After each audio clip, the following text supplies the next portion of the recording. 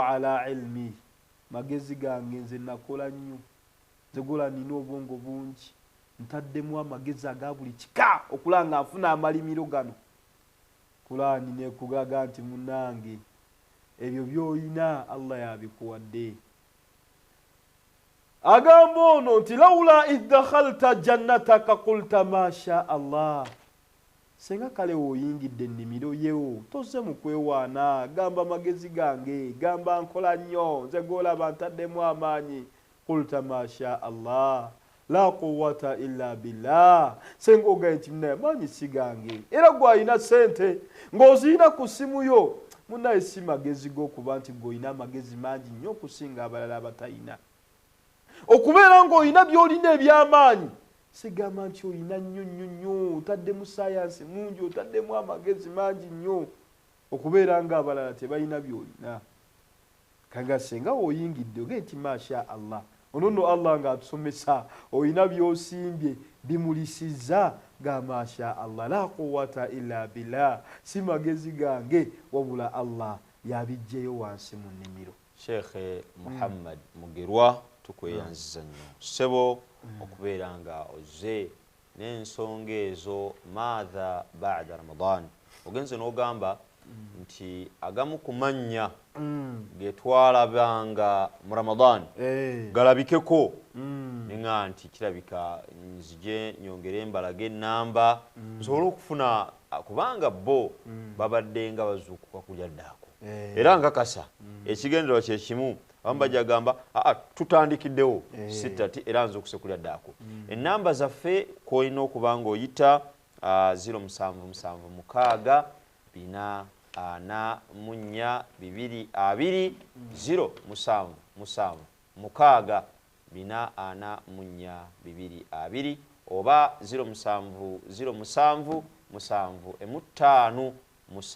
5 Sheikh agambye nti omulimu ogusinga okuba omulungi gwegwo ogugenderera wa inqilla newe gubanga mutono newe gubanga si munene wabula gwe abadde awaayo mu Ramadan lwana nakyo ogambe lwaki katimba siwaayo nga Ramadan agenze. Sheikh abaddu batandise era mbalaba wano Isa Kaweesa 10 aluwaddeyo saballah asime Musa Kyasa naye awaddeyo 5 Gulam Habib 15 nzirabye Senkooto Shafiki naye awaddeyo 10 Isma Samula Nasim awaddeyo 10 Kabuye Mauya naye awaddeyo 1,000 masha Allah Hajati Zulfa awaddeyo 1,000 Serubiri Nasif awaddeyo 10 Mariam Sechembe 10 lutuuse Aisha Namirimu 10 ndulabye Mapesa Asumani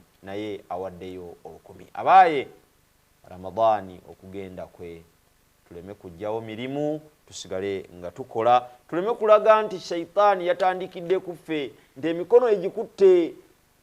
emikono egikutte nedda. Sheikh atugambye nti omulimu ogusinga obulungi gugenderera naye gubanga mutono gutya kakasa nti kale oyinza okussaamu n'ogamba nti Ramadani wabeereddewo nze nga ndabira ddala nga nakuwaayo kakadde naye kati engeri jagezi kampeeye 10 kubanga ensonga yeeruuka abaaye tetunnagituusa mu haafu 077 4 4 2 2 oba 070 7 5 Merchant Airtel nyiga star 8 5 star 9 hash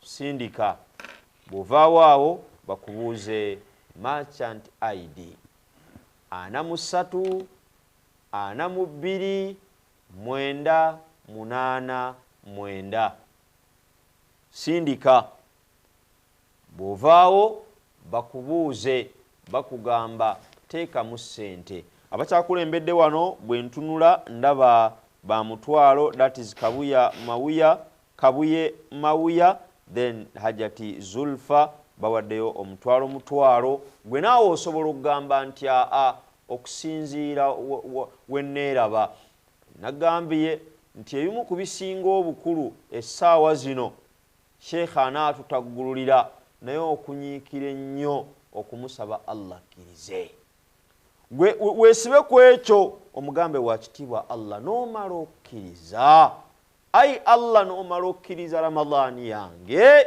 nze ebyange mba siina kye ŋŋamba ng'omugamba kimu olemerako kubanga mu kukkiriza Ramadhaani mulimu n'edduwa tewasiibye busiibi babadde nga abasheekhe bano batulambulira nga nti waliwo obufo wabukozesezza akafo ng'osiibulukuka akafo akaseera kano ke tulimu ak'amakya obaddengako kuno ku TV ng'ebigambo obiwulira kyokka ng'ate bw'okola kyokka era Allah akuwadde chansi mu batono kubanga abamu beebuuza kati tuzuuka kukola ki daako tujja kutandika ku Mande amaga nti tujja kutandika lumu ku Mande sitati waffe mbenga nsi aloyanga nti yagala azisiibe osiba nako Mande eza sunna n'olwokuna nga nze nja zivuga bwe ntyo tetukuyinaako mutawaana wabula go guno omulimu mukkirize gugende mu maaso macha nteyo gyolaba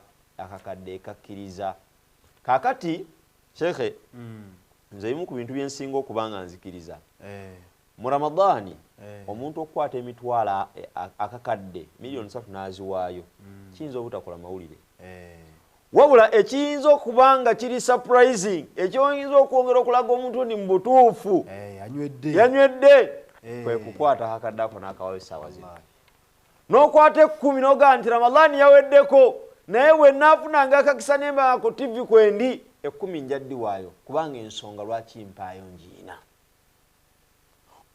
oba wejje mu bangi sajja baba boogera ku subject zino zebasoma nti omwana bw'asalawo n'akola sciences si za bonna akati njala tutwale ekyo ogaye nti luli tubadde nga ffenna tusiiba nga naye kati nze ŋŋenda kusigala kyansigaddemu ŋŋenda kusigala nsiiba tubadde nga abantu seka abantu badde basoma Qur'ani wallahi abantu badde basoma Qur'ani ng'osanga oli nga gw'otalabanga nako nze nawe nayikanze ku office ng'atudde waatudde jamaani ali mu kusoma Qur'ani ng'aye wangi asoma ki ng'asoma Qur'ani kati luli kibadde tekyewuunyisa essaawa zino lwekigenda okugamba nti asobodde n'okuwaayo 10 asobodde okuwaayo 3 ekyo twali tusiibula hajjati omu n'asindika emitwalo 3 nga tumaze okusiibula Hanifa Nakiyemba yasindisa emitwalo gye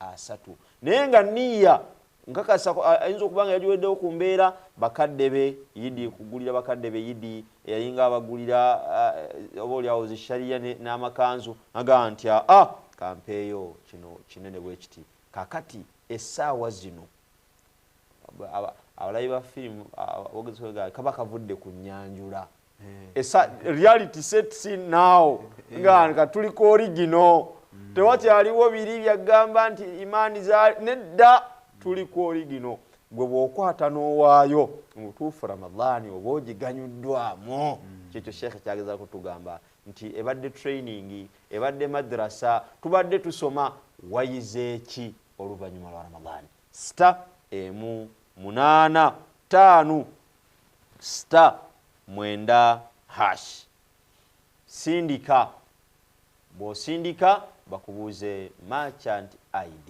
43 42 989 sindika bw'ovaawo awo teekamu ssente abakyakulembedde bennina wano ba mutwalo bali babiri nze naate nno ntera Sheikh Mugerwa ono alina akantu ke yanjigiriza naga nti bwe tugamba nti mutwalo nga tusazeewo kuyitaawo nga nti tufune ab'omutwalo 200 la hawla wala quwwata illa billah zigatte mwolabe ab'omutwalo 200 batuwadde omutwalo omwe mujja okujja abagamba nti nze sisobola kuwa Allah mutwalo nabo nga tubabaze nga nti yeekutte n'agamba nti nze nina ensonga zange, nina bempeerayo, nina bensabirako Allah nabakkiriza ebyabwe, n'abagattagatta oyo n'awaayo 5 nga ne tumubalamu 5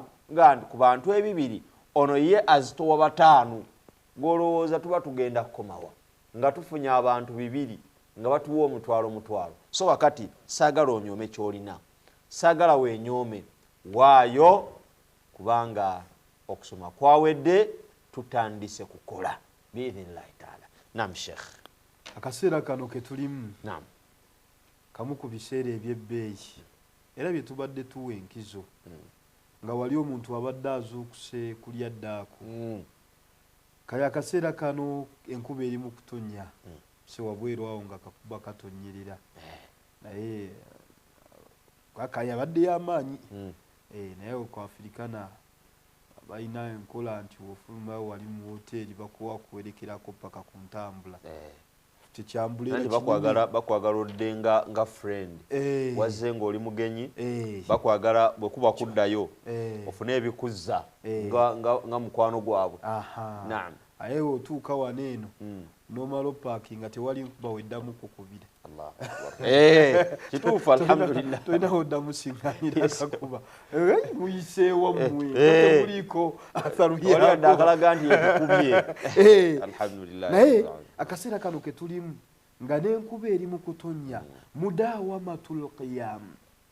Omuntu yandisaanye ke kaseera Allah si mu Ramadhaani mwakoma okukka ku ggulu erisooka, ne mu kaseera kano koolaba Ramadhaani ewedde.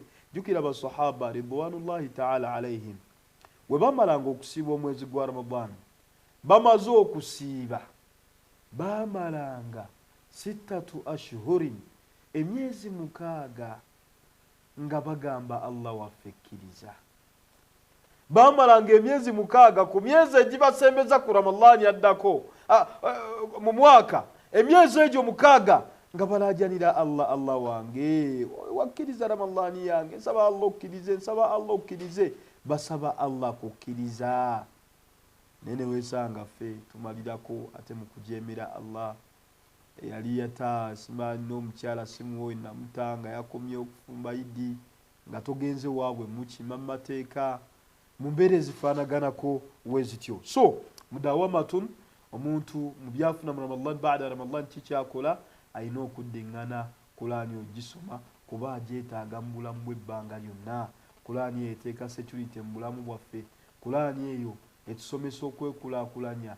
Kulaani etusomesa ijtimaiya, socially, mu mbeera ey'omu bantu, mu mbeera ey'omu buntu olina kweyisa otya, olina kuwangaala otya ne bantu banno, olina kweyisa otya n'omuliraano.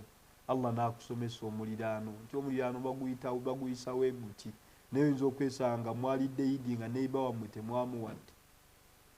Kulaani yo neekusomesa muzaddewo muyisa otya mukaddewo, mulamu oba mufu. Ekulaga nti omwana afuna omuzadde afuna mwana hayyan wa mayita, omuzadde nga mulamu ne waaba mufu, ebbanga lyamala ng'omwana we, omwana oyo ng'olumirirwa era mu kimu ku birago obulongoofu bw'omwana nti omwana oyo mulongoofu, kuddiŋŋana kuweerayo bakadde be, kubasabira nga buli kaseera mukadde we yafa naye ng'amuli mu bwongo. Ti bannaye boogedde kuwaayo, kuyiwawo omubiri, kuyamba ku bantu beekatakwi.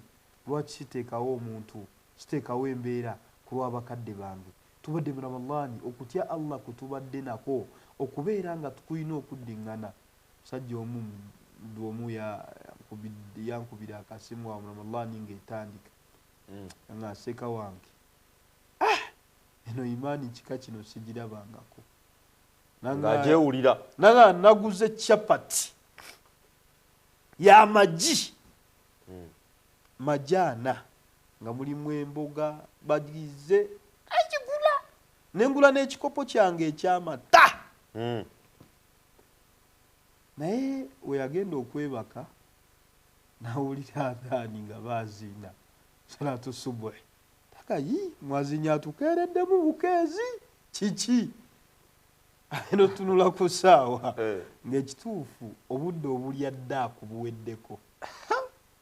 n'atunuulira chapati ye y'amagi gye yakubisizza ne laavu ey'ekika ekyawaggulu n'ekikopo kye eky'amata mubulumya obw'ekitalo naga wallahi nina okutya Allah nabyerekereza nagaseeka naye yasiba olunaku olwo naye lwamuyisa si bulungi nagaseeka nga wajjukira chapati ye olunaku luntuddemu naye buli kaseera mbadde njukira netunuulira chapati yange naye mulaavu ennyingi gye mbadde nina ne Rolex yange nagyerekereza olw'okutya Allah kati okutya Allah okwo kwe tubadde nako Ramadhan ng'oli wekka mu kazigo n'otunulira n'oga naye buno obudde sirina kuliiramu n'osiiba olwa Allah oba ekintu ekyo okugenda nga kiddiŋŋana takuweeyo okusigala ng'eddiŋŋana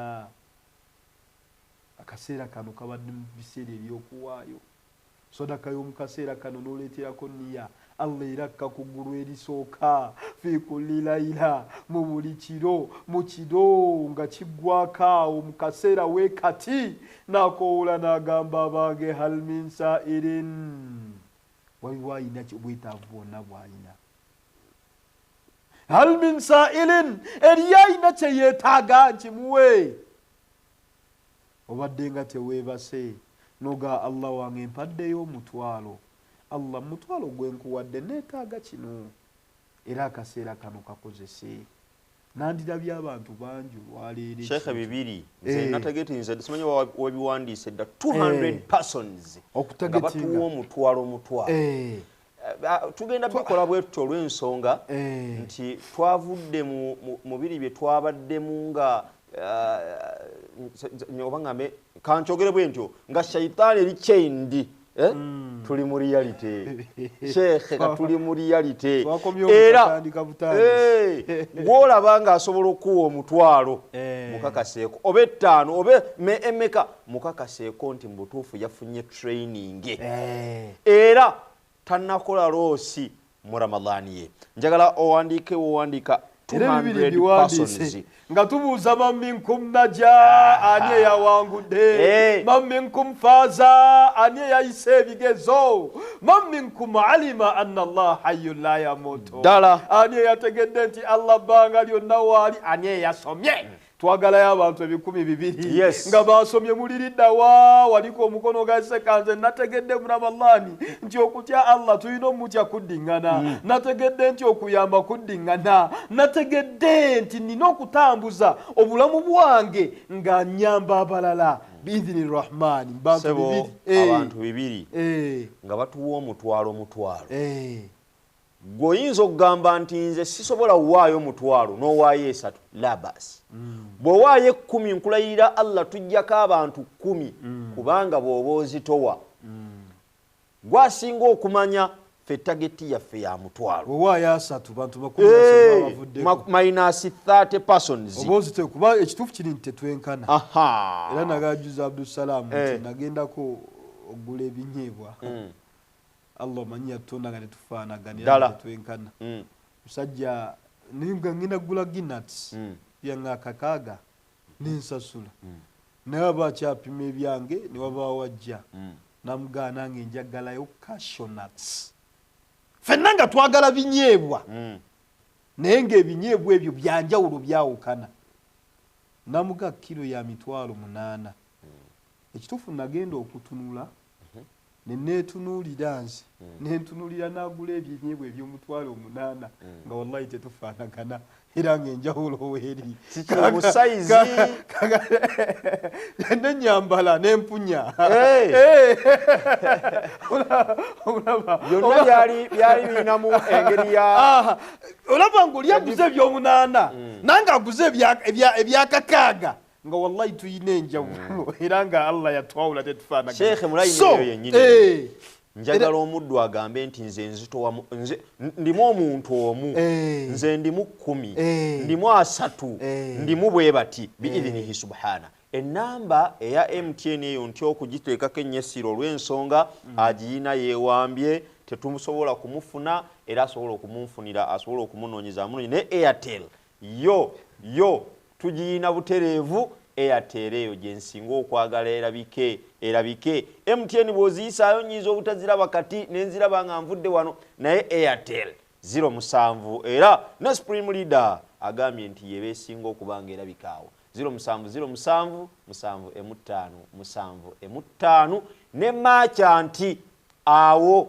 bw'oba oyisa omutwalo gwo biidhinihi subhana bw'oba oyisa ebirijjo bw'oba oyisa 5 bw'oba oyisa 10 nga tumanya nti ozitowa abantu bwe batyo.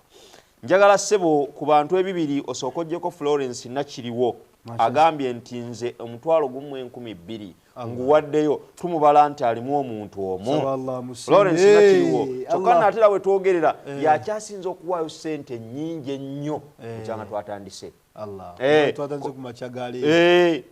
Kubanga abalala babadde ba mutwalo ababiri abakulembedde azze n'omutwalo gumu 1200. Aisha Nalubega naye agambye nange ebitaano bino mbiwaddeyo neegayirira Allah akkirize okusiiba kwange, Allah subhanahu wa ta'ala akkirize edduwa zange, Allah akkirize byonna bye namusabye. Lukiya Mugobo naye 5 aziwaddeyo.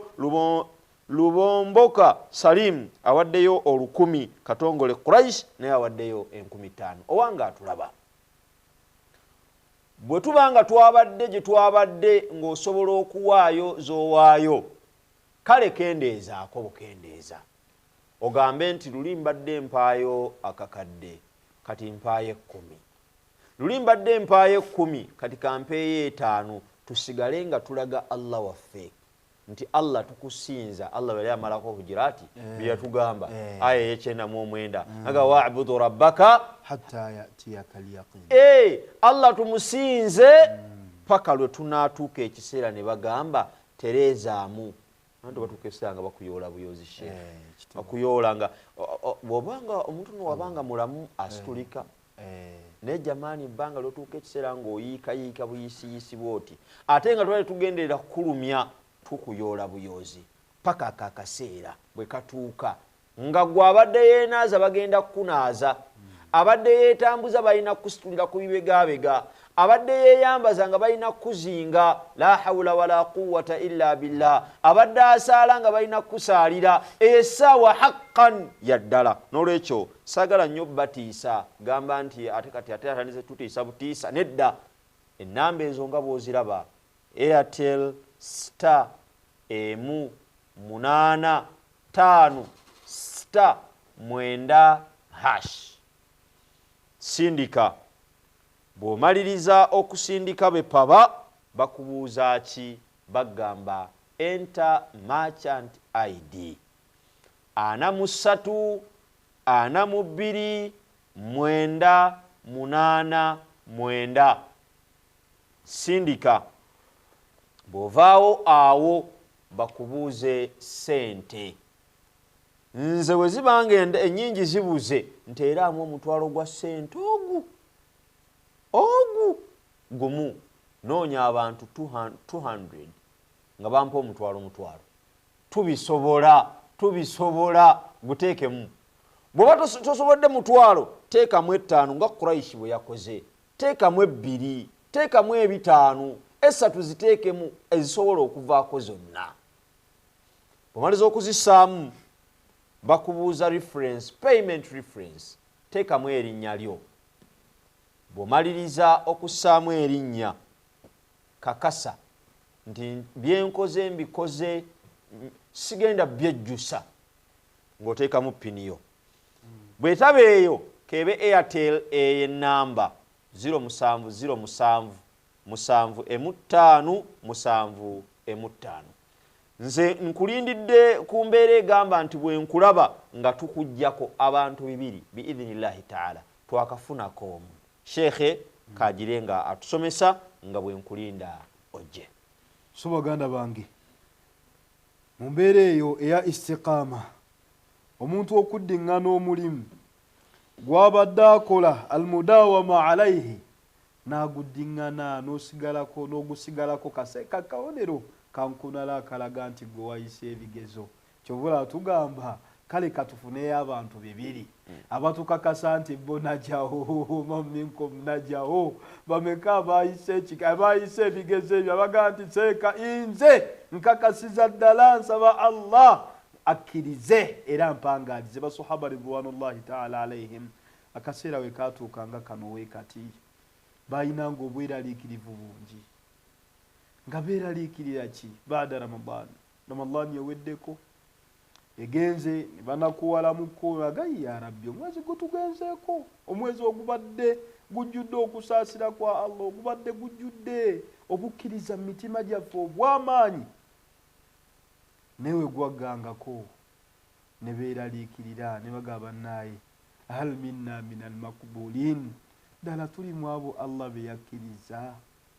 Era obumu ku bubonero min alamati abamanyi bwe banokolayo min alamati qabulu amali obulaga nti omuntu oyo Allah amwanukudde akkiriza an yakuna ala mithli ma kana alayhi fi Ramadan. Omuntu oyo okubeera okusigala kwekyo kyabaddengako mwezi gwa Ramadan obumu ku bubonero obulaga nti Allah oli mu abo almakbulin Allah bakkiriza an yakuna ala ma kana alayhi fi Ramadan.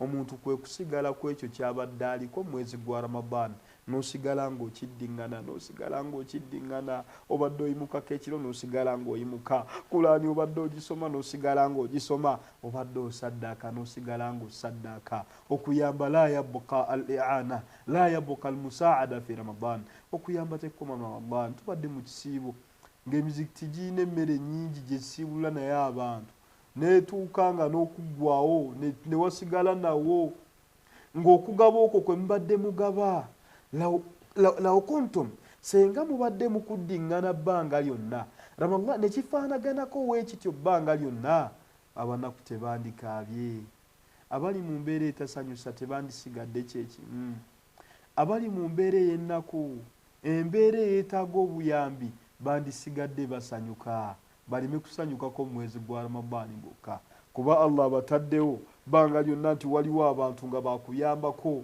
n'agamba nti innama turuzaquna mazima Allah atugabirira sente zatuwadde akuwa sente n'ogenda okola ne bakuwa omusaala n'oga nti agula omusaala gwawe gujjira mukadde nze naye omusaala gwawe gwenfunye waliwo atalina mulimu nga bambiye byagaana ng'alowooza baalogana muloge naye kale kaali ku mutwalo gwange noganga nze agule kamperezeyo ku maama wange kampereze omuntu yenna ali mu mbeera eyeetaaga okuyamba. So okuyamba tekukoma nkyage nti wama turuzaquna illa bidu'afai minkum sente zo Allah zituwa lw'abanafu lwabo abatayina almahrumin tekitegeeza nti abatayina babeerawo mu Ramadani mwokka tekitegeeza nti abeetaaga okuyamba Ramadani yokka luka Ramadani fayini idi bagifunye antu nabalabye era ogenda ku mitimbagano nga ku akaunti ya TikTok ya Salam Charity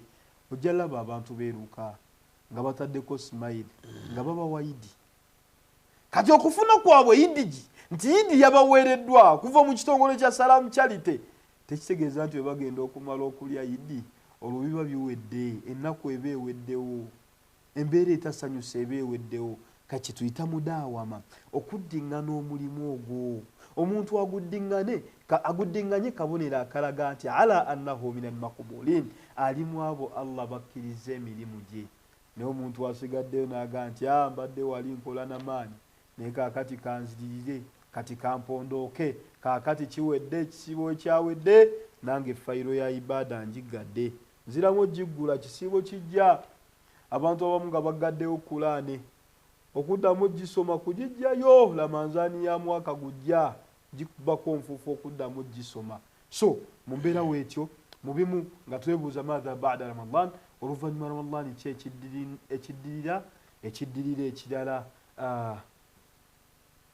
al isti'daadu li ezaka okwetegekera ate okuwa zakatul maal. Sheikhe nga tonnagenda kukiddako njagala kuwa mawulire ku bantu ebibiri nti Vision Bearer Haji Karim Kalisa fenno tumuyita Supreme Leader ye Supreme Leader waffe agambye nti bw'ogamba nti mutwalo yali mu bataano Allahu akbar era emitwalo etaano amaze okuba nga agiwaayo nyamba buyambi ogenda ogaye -5 kakati neewuunya weewuunya gwayinza okubeera yeeyongoga nti ye bw'abanga eyatutwala eruuka kubanga yeyatutwalayo yeyatutwala ekatakwe wetwali ewambogo yeyatutwala ewambogo wetwali ennakaloke yeyatutwala ennakaloke yonna nga yasitula ffe ne tugenda mmwe bannakyalite nze naawe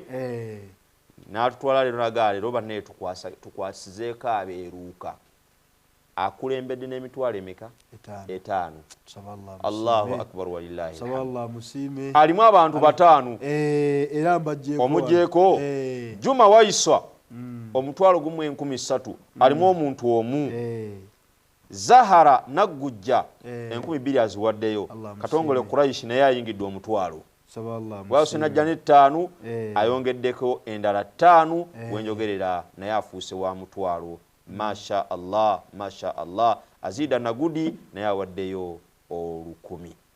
Tuyinza okuba nga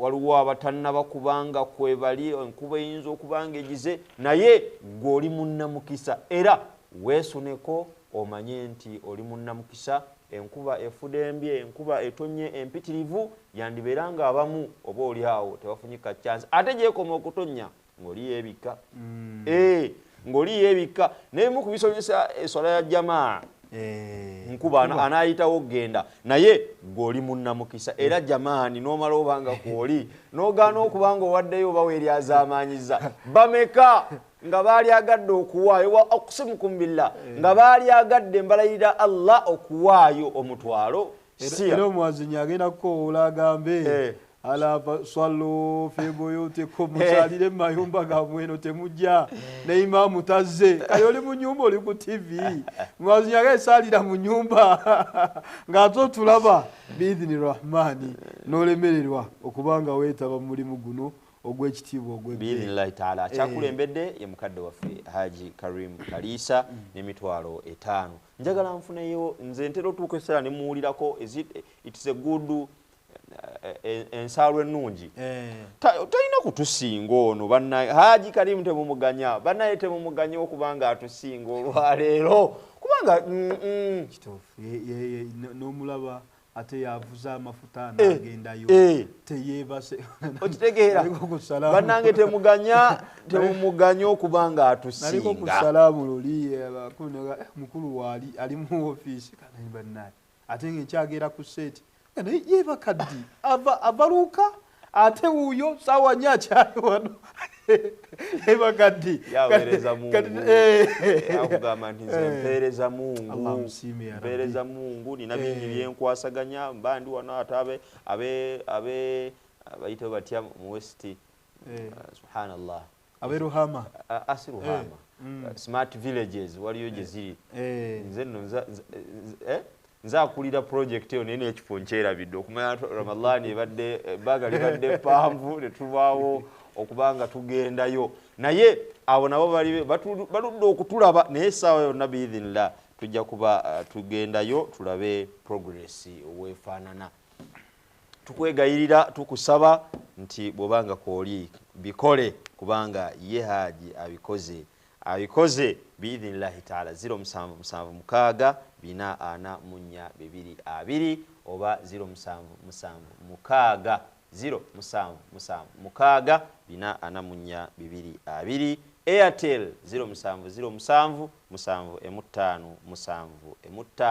oba machanti eyo free cost tebakucharginga bw'oba okozesezza yo nyiga star emu 8 5 star 9 hash sindika bw'ovaawo bakubuuze merchant ID teekamu 43 42 989 43 42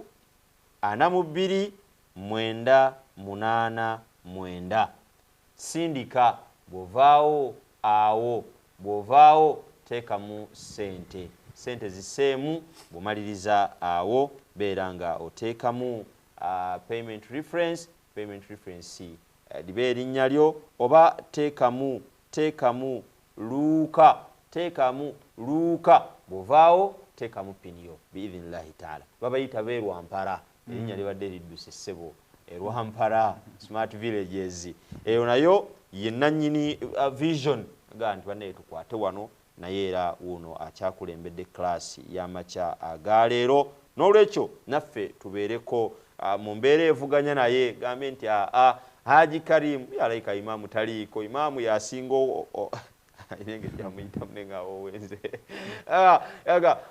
yatera okumwesimbamu bwaba kwali alayika naye akuba kalayika kagize naye imaamu teyebaka bwati yateekeddwa okubanga either nga taliiko bubeezi nga yagenze dda mu jjama agenze mu swala 14 mu 3 aba yatandise dda okubanga ayita mu updates ze. N'olwekyo shekhe ng'agenda okudda beera mwabo abalabikiramu okubeera nga you've overpowered shaitan yateereddwa, shaitan yeeriisa nkuuli, emikono gyaffe ereme kugikwata, ereme kutugamba nti Ramadan yawedde biwedde, nedda tebinnaggwa luuka tugenda kumubeeramu omwaka mulamba tusobole okubanga tukyusa embeera z'abantu abo, si mu kugamba nti ssomero lyokka wabula n'emizikiti, si mizikiti gyokka n'embeera zaabwe eza bulijjo zonna tuli bakuzikwatako biidhinillahi taala. Shekhe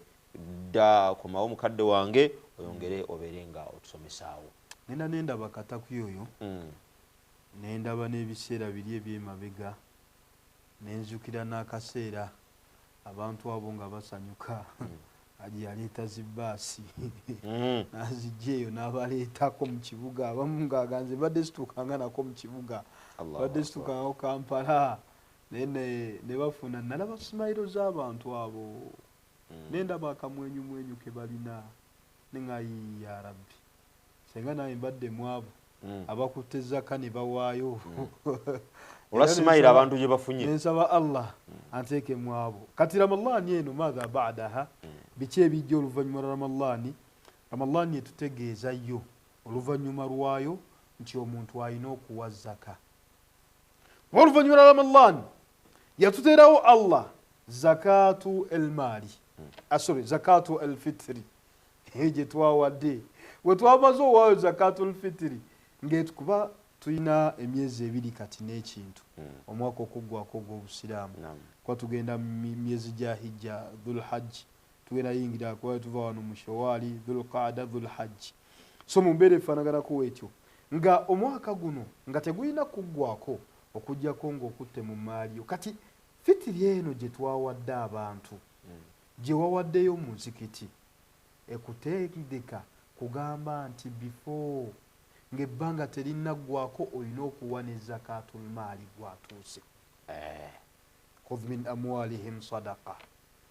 Allah alagira nabbi nti bagambe bajjeemu zaka obajjeemu sadaqaati tutahiruhum wa tuzakkihim biha.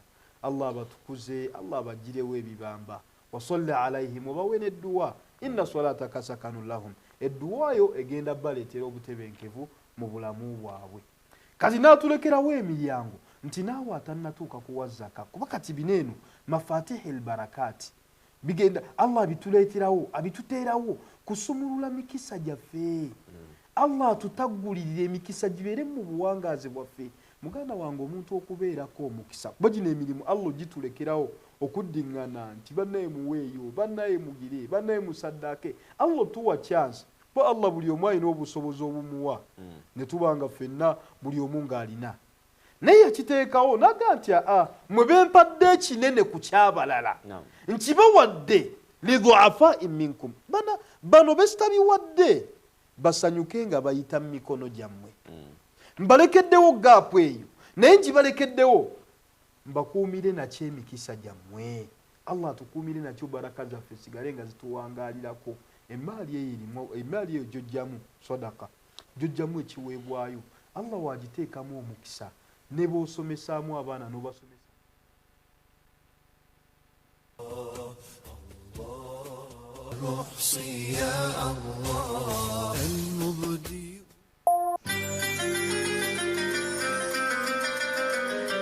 Adhan ngekutusibwako Hotel Africana. Come as a guest and leave as a friend. Bring your child to Kauthara Kids Kindergarten and Primary School.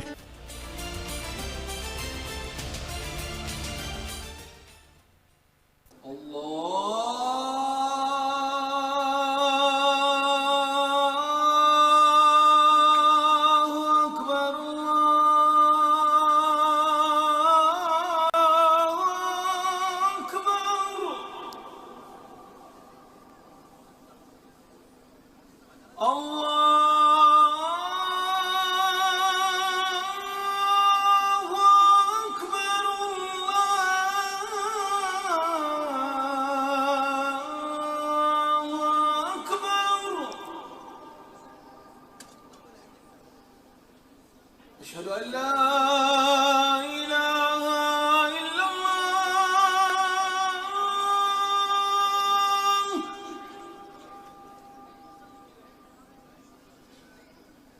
أشهد أن لا إله إلا الله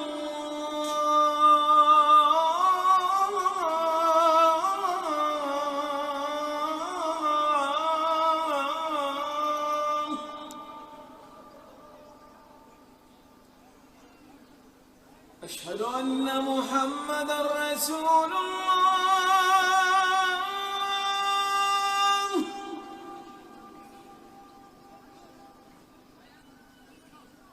أشهد أن محمدا رسول الله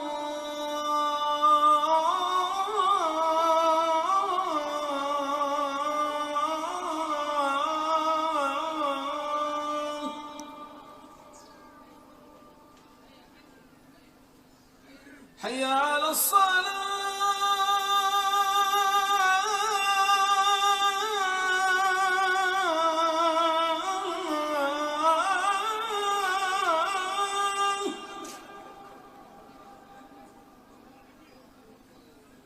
حي على الصلاة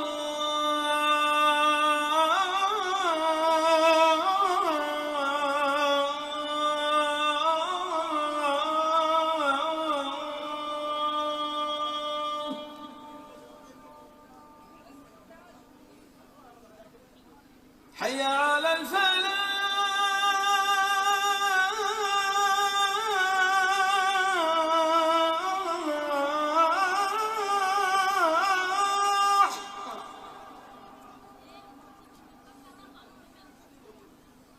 حي على الفلاح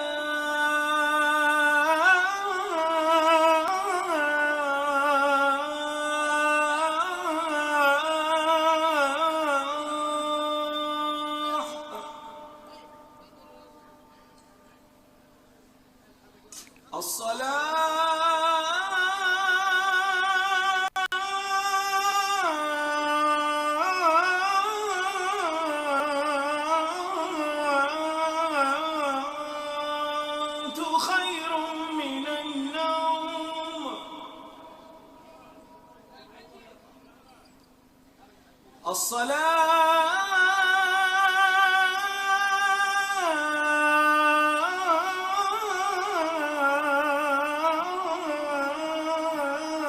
الصلاة خير من النوم الله أكبر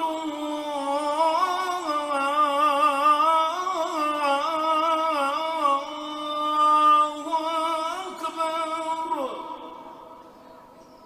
لا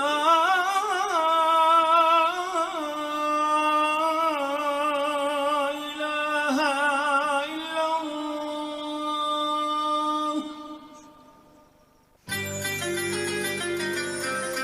Dua after adhan. اللهم رب هذه الدعوة التامة والصلاة القائمة آت محمدا الوسيلة والفضيلة وبعثه مقاما محمودا الذي وعدته. O Allah, Lord of this perfect call and this prayer to be established, grant Muhammad al-Wasila a high and special place in Jannah and al-Fadila a rank above the rest of creation, and raise him to a praised platform which you have promised him. Adhan ebadde kutuusibwako. Hotel Africana. Come as a guest and leave as a friend.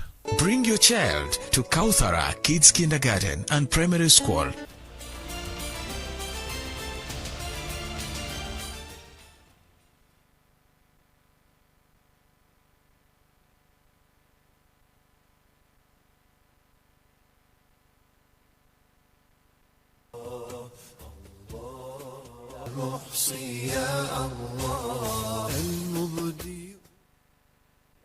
tulaba butya bwe tuvaawo wano tugende tusaale salaatu subhi. baganda bange abalungi twebuuza maadha baada ramadan woba omaliriza okusiba kuwedde kiki ekigenda okuddirira olina kufaanana otya oluvannyuma lwa ramadan gambye abaatusooka abalongoofu yaggwangako bilhuzni mwezi gugenda kuggwako bwe gwamalanga okuggwako ne bayingira shawaari nga beeraliikirivu hal taqabbala minna allah ddala akkiriza twanukudde tuli mu abo abakkiriziddwa emirimu gyabwe tuli mu abo abazitoye tuli mu abo allah bayanukudde basigala nga beeraliikirira mu kweraliikirira okwo fadaawamu ma kaanu alaihi ne baddiŋŋana ebyo bye baawangaalirangako nobalanga abadde asoma kulaani agiddiŋŋana nolanga abadde asaddaaka ayamba addiŋŋana kyolaba sahabiyo ridwanullahi taala alaihim abasigala ku mulimu ogufaanaganako wekyo bingi babikola wa baada ramadan ate ne basaddaakana nnyo okusinganga wekyali. Abdurrahman ibn Auf yawaayo ttaka nga ddene kuba yayingira Madiina nga talina wayingira Madiina kuba yali mugagga Makka emaali eyo yonna neefiira Makka n'agirekayo najja Madiina natandika okukola empolampola naye yakolanga nga sente zazitemaatemamu naga nti wemba nfunye nga nkuŋŋaanyiza sente weziti nkuŋŋaanyiza dinaali 100 ng'amanya nti atemaatemamu ebitundutundu 3 ettundu erisooka nga lirye na famire ye ettundu eryokubiri nga lidda mu kapito we ettundu eryokusatu nga ligenda mu abo abalina obwetaavu. Wallahi Allah teyamuzza mabega yasigala amuwa n'atuuka olw'okuba yali mugabi olw'okuba Allah yamugabirira okugaba n'ateeka omukisa mu byeyakola n'atuuka n'agaba n'ebinene era yuqaal annahu ishtara yagula ettaka acres ne acres n'aziwaayo n'aganziwadde eri abakulembeze mbasaba mutemeetemeemu mu plots eri abantu nga tebalina we basula buli muntu afune kapoloti ako nga akafunira ku bwereere ebifaanaganako bityo biyinza okuba ebinene ku ffe bugayiha kuwaayo eka yange y'ettaka kuba abasajja babiwaayo olwaleero betwogerako nga Allah yabajjulula naye nga tukyaboogerako tahsabuhum amwaatun nga Allah naga nti waliwo abantu nga bafiira mu kkubo lya Allah nga abantu balowooza bafuwa bala inda rabbihim yurzaqun eri Allah bagabirira ku ebyo ebinene bye baakola kati ettaka yaliwaayo n'atemaatemamu naye kati gweoyinza obutasobola kuwaayo ttaka nga gweosobola okuwaayo nga wenda byawaddeyo 5 nga byayina naga munnaye 5 byange bino olw'abantu beeruuka kambyerekereze lillahi subhanahu wa ta'ala ng'osobola okugamba nti akakadde kange emitwalo gyange 5 abantu ebibiri betunoonya se omuganda wange enkakasa baakendedde tuli mu 189 seeza abantu 11 baavuddeko dda alhamdulillah Allah wabakkiriza emusaawa ey'okubiri kuba abasinga nkakasa bagenda saalira waka olw'embeera y'akagugu ate wamala okusaalira waka otulo tujja soba Allah abuze otulo baleme kuddayo balekeko TV biidhnillahi taala naye mu mbeera ey'enjawulo okusinziira mu sources wano ziraga Haji Mubiru erinnya eryokubiri okumanya Allah asobola okuwa obulungi bamutaddeko Kololo Mosque ajimbire Kololo Mosque ate ffe wano tumuyinanga father in law wa Taha Mukibi mukozi munaffe Allah amujulize saba Allah subhanahu wa ta'ala amusaasire ekyo kyonna kyongera kulaga nti obulamu Allah subhanahu wa ta'ala teyatutte Ramadani yokka Allah teyatutte Ramadani wabula n'obulamu bwaffe bukendeera, obulamu bwaffe bukendedde. Allah subhanahu wa ta'ala asobola okukuteeka wakutadde nga n'okusiiba tosiibye, wabula okubeerako ng'owitness omwezi gwa Ramadan kyabbeeyi, n'owitnessinga Ramadan ng'otegeera nti tuli mu Ramadan era omukozesa. Wallahi naye Allah subhanahu wa ta'ala okutwala Ramadani kyongera kulaga, kyongera kukakasa nti obulamu bwaffe naffe bukendedde. Kakati bw'obanga tosobodde kubanga okozesa mawulire matuufu nnyo mu sources ez'enjawulo zaga nti Allah subhanahu wa ta'ala amujjuludde. Tusaba Allah subhanahu wa ta'ala amusonyiwe, Allah amusonyiwe, Allah asaasire abaana abanywezi bonna, okubanga akaseera kaba kazibu, akaseera kaba kazibu, ako kaba kazibu nga nti namusaburu inda sadamatil ula. Tulina kubanga tugumiikiriza mu kaseera ako akasooka. Bwe tutanywera mwaka akaseera akasooka ate tuyinza okwonoona. So tusaba Allah subhanahu wa ta'ala haji amusaasire na bonna abamuli ku lusegere, Allah abanyweze, naffe tumanye nti just kaseera ke kaawukana bwawukanyi, era ekigendererwa kya Allah okutonda obulamu n'okufa byonna Allah yabitonda nga kutugezesa. Emyaka tegyeyongeddeko Ramadan eyo okubanga yagenze, kubanga ennamba ya Ramadan gye tulina okusiiba Allah subhanahu wa ta'ala agirina. Allah subhanahu wa ta'ala agirina. Tekitegeeza nti okubeera nga wasiibye Ramadan ye 25 nti zeeyongeddewo kati ogenda kusiiba endala 3. Allah ayinza okubeera nga oteekateekera 3 nga wasiibye 25 yogimaliriza, sigala nga oli steadfast ng'okyagenda mu maaso n'okukola emirimu emirungi. Allah subhanahu wa ta'ala abeere nga akkiriza. Mukkirize insha Allah tugende mu salatu subuhi. Tukwegayiridde waaye gwa tulaba eswala tugisaale ffenna, kyokka ate bwe tugimala tukomewo, tubeere nga tutambula ffenna paka otunasiibulira. Tukomewo insha Allah.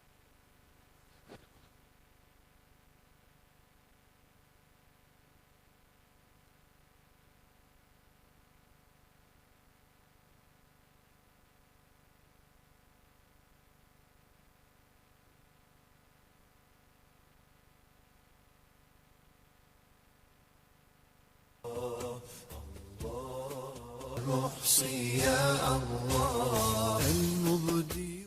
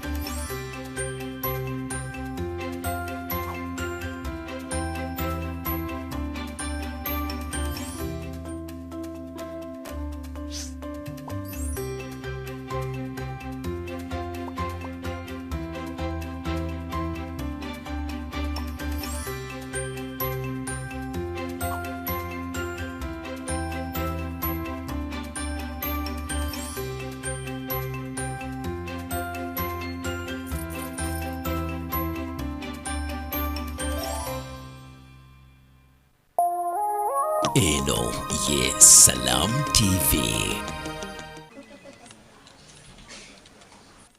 Sir, I am the man for the job. I work the sun, huh? I pressure work. Pressure. In fact, I'm a good swimmer. Will it rain? I'll be here. I can even start now. That's good to hear. Do you have a bank account? I absolutely do. The BOA digital account.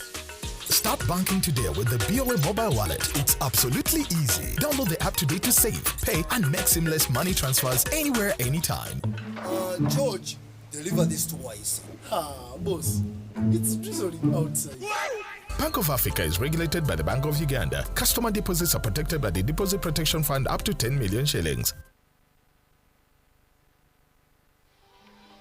Your faith should never be out of reach. No power? Do not stress. Move to your smartphone and stay right in the moment with AfroMobile. And for the Muslim community, every teaching you need is ready to listen to anytime, anywhere. Wherever you are, whatever the time, AfroMobile keeps you connected to your faith. What makes us who we are is that we are freed. But when we are freed for service.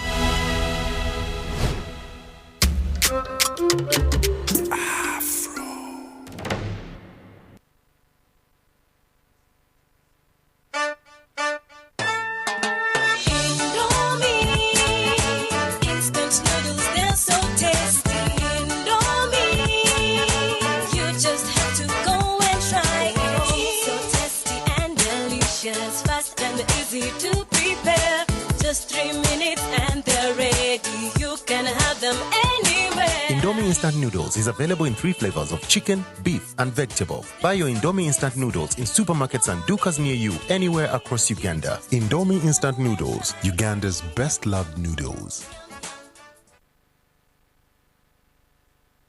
Imran Junior School Lutete ku Mairo Musanvu Gayaza Road ly'essomero ery'omutindo mu kyasa kino tuzimba omwana mu musingi omugumu okuviira ddala mu kindergarten okutuuka ku ky'omusanvu. Essomero lyaffe lya kisulo n'abo abava ebweru tusomesa curriculum empya era nga tusomesa ne Quran, Tarbiya kw'ossa ne Lugha. Omwana ava buto ng'amanyi bulungi eddiini ye. Abasomesa baffe batendeke nga ne bamasheyi bakugu mu ddiini. Tuyina n'emmotoka ezisomba abaana okuva ewaka mpaka ku ssomero, okuwandiisa abaana kugenda mu maaso ku ssomero. Era gwe atuwagadde tukubire ku nooti 772 44 58 52 oba nooti 7 nooti emu 53 19 36. Imran Junior School, for a strong foundation.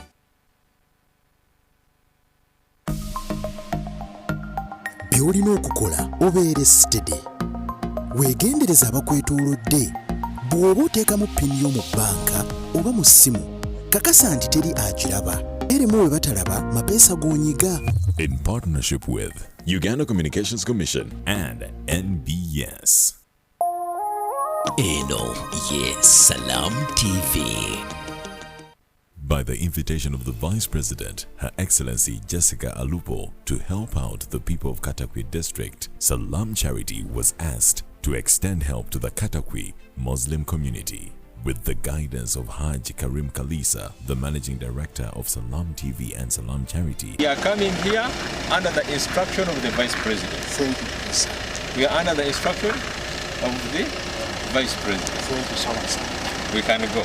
The feasibility study was started by traversing the entire Katakwi district. Challenges like limited education, scarce drinking water, limited health facility, and severe drought that hinders agriculture were found in Katakwi district. We don't have any Muslim school, we don't have any health center, we don't have water. Bw'ogenda okutunula embeera eno, si embeera yeetaaga kinene nnyo okukyusa embeera y'abantu bano bwe tunaba nga tukwatidde wamu. Twetaaga abantu bano tubeere nga tubateerawo masjid, tubateerewo toilet yaabwe, tubateerewo ne borehole. Places of worship were in a bad and severe condition. This is one of the mosques which we have visited, and the believers come here to perform their prayer. I call upon everybody, let's give whatever we can afford to make sure that we put the house of Allah in order. I think we can afford. Your single coin, your $1, your 1 shilling, whatever you can afford, we can make a change to this place where the believers you see surrounding this place who are in need. Salam Charity started a campaign to help the people of Katakwi, and the masses responded positively. Ejjana mujina muweeyo ku Katakwi ako ke muwaayo mulabanga akatono naye maaso ga Mungu subhanahu wa ta'ala kagenda kuba kanene. Salam Charity, in conjunction with our partners, mosques in Katakwi were built, water sources such as borehole were put up, and zakat was extended to the poor of Katakwi. Bismillah, Allahu Akbar, Allahu Akbar, Takbir, Takbir. Tuli wano mu Katakwi nga bwe twabasuubiza, tuli wano tolonchinga amazzi lyessanyu lyolaba wano. Kino ekitundu Opatun kyetuguddewo olwaleero, era kyekitundu kiri kye twasookamu eky'omuzigiti. Abantu mubalaba essanyu lyakubatta, bano be bali bwe walabako nga banywa n'ensolo, naye olwaleero bagenda kunywa ku mazzi amalungi. Someone in Kampala gave some little zakah and asked us to bring it to Katakwi.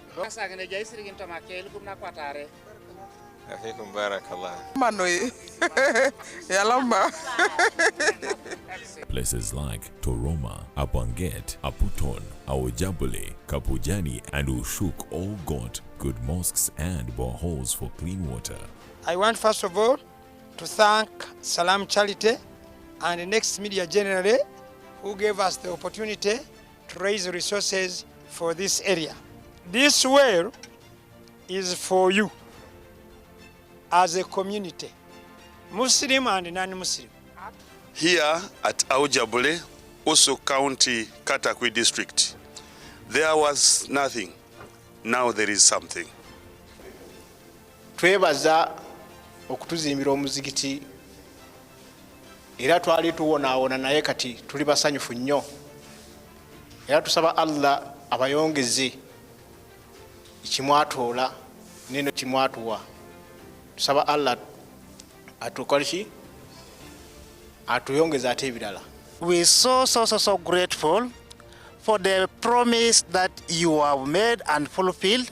Special thanks to all those who came in to support the people of Katakwi. May Allah reward whoever contributed to this cause. Allahumma Ameen. Allahu Akbar. Having did a great job in Katakwi, other regions put in requests to forward help to them, and in this, Luka district was selected. Salam Charity team went to Luka district on the invitation of Hajj Farouk Chirunda and Honorable Annette Nabidie. The people of Luka have poor living standards, limited water accessibility, and a few prayer places. Alina abaana 16 n'omukyala we, naye nsaba muveeko eno gye mulaba ne boddako wali, eno ye nnyumba yenga ye mwasula ne mukyala we. Eno ye nnyumba mwasula ne mukyala we. Anzikiriza nyingiramuko katono. Honorable, jangu naawe olabe, era eno ye nnyumba omwami mwasula ne mukyala we. Njagala enzikiza nnyingi naye nja kulaba gono gwe mufaliso. Allahu akbar walillahi alhamdu. Ndi mu kukoowoola buli omu embeera abantu baffe gye bayitamu si nnungi nga bwe mulaba. Bannange wano we tuli just kifaananyi ekiraga embeera abantu abasinga mu Luwuka district gye bayitamu. Ndi mu kukoowoola buli omu. Nze ng'omuntu ndi bw'omu sisobola kukola kinene nnyo, naye we munnegattako aba NGOs ne government bwenkwatirako abantu basse kinoomu mwenna tuveeyo tujje tu impactinge bannange buli omu abeereko ne kyakola. We put a smile ku bantu bannange kisoboka bwe tubanga tukwatidde wamu. Mbakoowoola mwenna, Mukama Katonda ajja basasula. We call upon all of you to come on board and give help to the people of Luka.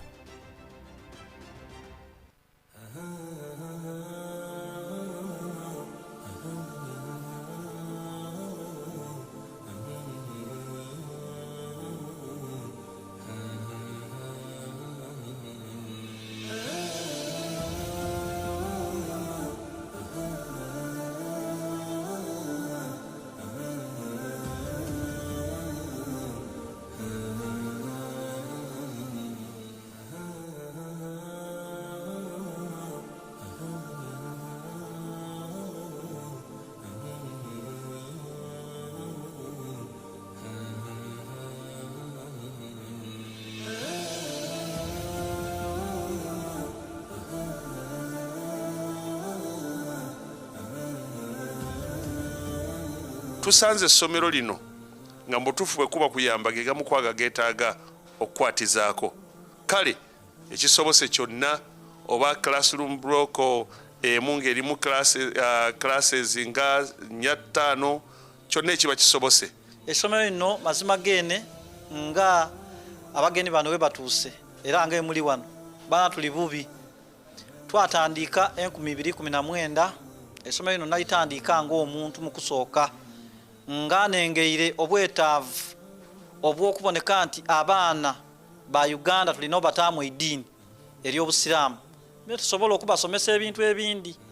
Kale bwe ntandika omukono omulala naabona nga tiyimaleeko ekintu kino nakifuula community era tulinga community wano ndiwo nga omu kubabudaabuda ekintu ekyo ng'omusomesa era ndikutambuza emirimu aye emirimu tuligitambuliza mu bukalubirivu kuba amaadi egagwa kulaani amaadi ebola bubole era butimperano Katonda yatugemera kutwafuna bwa musigiti ogwo aye ebibiina tuzira. Abantu abamu ndikubasaba bannaye mujje mutwegatteko asobola tusobole okulaba nti tusitula ku classroom blocks tubeere ng'abaana babeera awalungi embeera gye balimu tebasobola kusoma bulungi tesikiriza mu budde bw'enkuba baba bali mu kudduka weguba omusana omungi still baba tebasobola kukola ki ku concentratinga mu kibiina naye bwe tubeera nga tulina structures ezirina conducive environment tulowooza nti at least abaana basobola okusigala mu masomero ne tuba keepingirawo ne tureducinga ku school rate ya school dropout.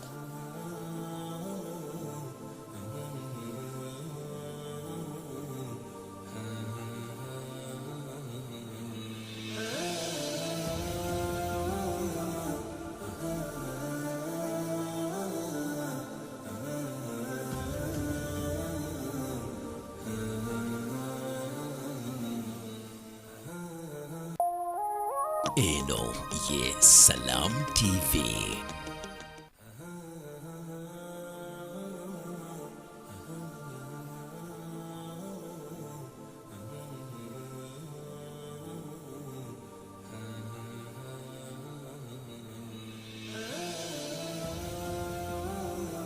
Adija babirye wano wendi ndi buwala obuzibu bwange bwakunamba banambeku enumba obuyambi nzira gentoola nina mukono mulala nzira byensulaku.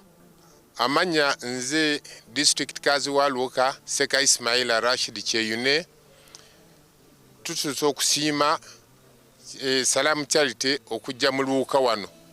Bannange tulina obuzibu nga bwe mulabye amayumba tulina abaavu bangi bannamwandu bangi abantu abateesobola bangi.